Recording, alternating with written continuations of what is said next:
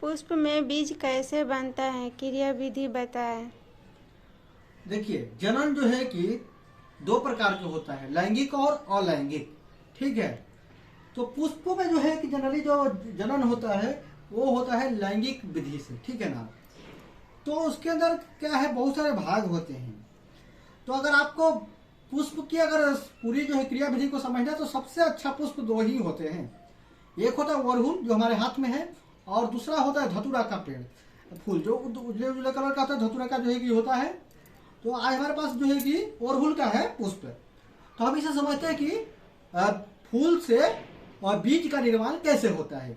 तो सबसे पहले देखिए इस भाग को देखिए, पुष्प के जो निचला जो सिरा है, ठीक है ना, तो ये डंठी के ऊपर अगर आप इस एरिया को देखेंगे तो इसको कहते हैं पुष्प का वृत्त। ठीक है, इस भाग को क्या कहते हैं, पुष्प का वृत्त कहते हैं। जैसे ही इस ऊपर उठिएगा तो ये होता है पुष्प का जो है कि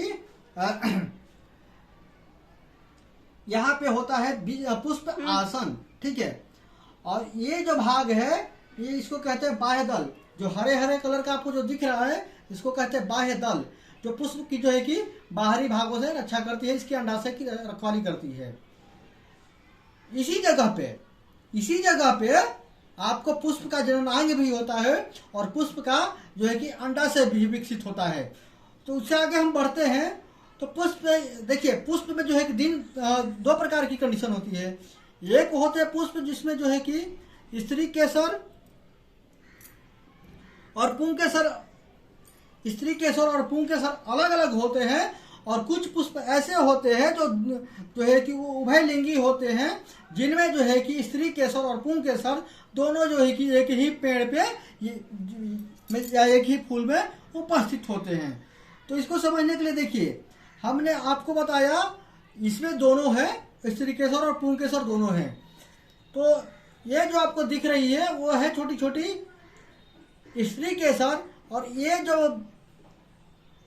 जो दिख रहा है आपको लाल कलर में इसको कहते हैं स्त्री केसर, ठीक, पुंकेसर। और ये जो काला काला सा छोटा छोटा भाग है